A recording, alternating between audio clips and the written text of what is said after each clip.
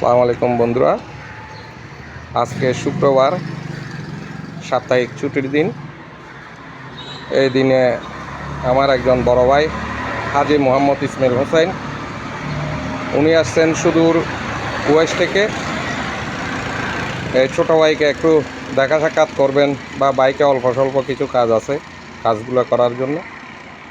আরেকজন আসছেন সুদূর চানগাঁও থেকে মোহাম্মদ নাইম ভাই, পরিচিত একজন বাইকার। উনি আসছেন ওনার বাইকে কিছু কাজ করার জন্য। তো বাইরের কাজগুলো করে দেওয়ার চেষ্টা করতেছি।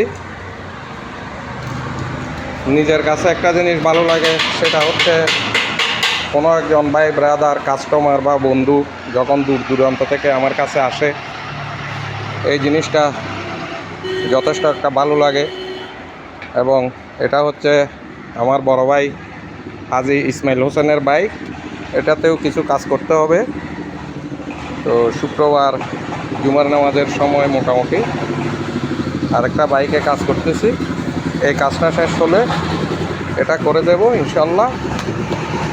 আসসালামু আলাইকুম, ধন্যবাদ।